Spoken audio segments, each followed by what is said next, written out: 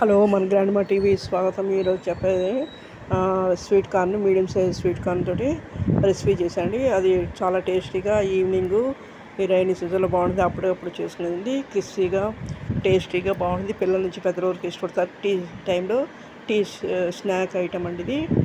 Tea break టైంలో దీనికి కావాల్సింది 2 మీడియం సైజ్ తీసుకుని ఒలిచించుకున్నాను. అలాగే 2 మీడియం సైజ్ ఉల్లిపాయలు, ఒక 4-5 లేత పచ్చిమిరపకాయలు తీసుకుని రెడీ చేసుకున్నానండి. ఒక చిన్న గ్లాసు కార్న్ఫ్లోర్ అంటే ఒక 5-6 స్పూన్లు అండి. టీ స్పూన్ తోటి 5-6 స్పూన్లు తీసుకుని రెడీ చేసుకున్నాను. అలాగే బౌల్ పెట్టి నీళ్ళు బాగా మరిగించి దాంట్లో ఉప్పు, పసుపు వేసండి. ఇవి ఒలిచి ఉచ్చినవి వేసి ఒక 2 మినిట్స్ బాయిల్ అయ్యాయి. బాయిల్ అయిన వెంటనే వాటిని స్ట్రైనర్లో వడగొట్టేసానండి.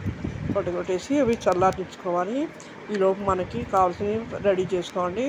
రెడీ చేసుకుని మనం రెడీగా ఉంచుకున్న కార్న్ఫ్లోర్ని దీంట్లో వేసి ఈ చల్లారిన దాంట్లో వేసి బాగా కలుపుకోవాలి. కలిపి దానికి పట్టాలండి. పట్టిన తర్వాత అప్పుడు అది మనం రెడీగా ఉంచుకుని మనం పొయ్యి మీద బాండి పెట్టి దాంట్లో డీప్ ఫ్రై సరిపడా నూనె వేసి ఆ నూనెలో ఇది ఒకటి విడిగా అలాగా వేసుకుంటే బాగుంటాయండి.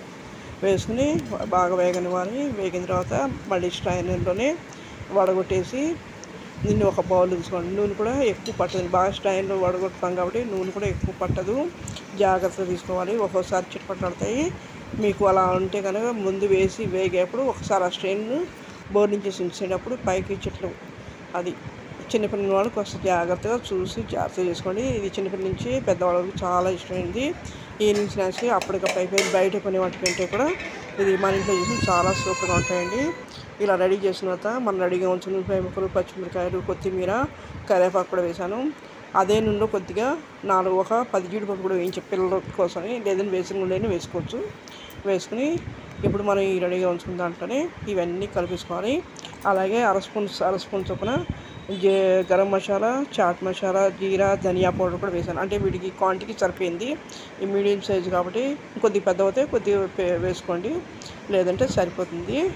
లేదు క్వాంటిటీ ఇంకొక 2 అంటే ఇప్పుడు 2 తీసుకున్నప్పుడు ఇంకా 4 చేసుకుంటే 1 స్పూన్ వేసుకుంటే సరిపోతుందండి.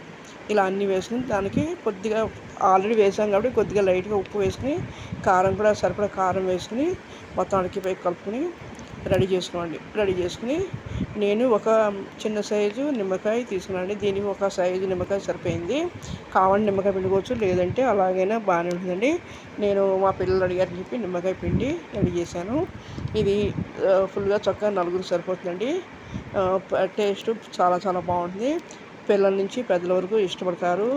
ఈవినింగ్ స్నాక్ ఐటమ్గా బాగుంటుంది. అప్పటికప్పుడు సింపుల్గా అయిపోతుంది. ఉద్యోగస్తులకి, బ్యాచిలర్స్కి, చిన్నపిల్లలు ఉన్న వాళ్ళకి, అప్పటికప్పుడు నేర్చుకునే వాళ్ళకి ఇది తొందరగా అయిపోయే ఐటమ్ అండి. ఎక్కువ రిస్క్ ఉండదు, ఎక్కువ టైం అవ్వదు.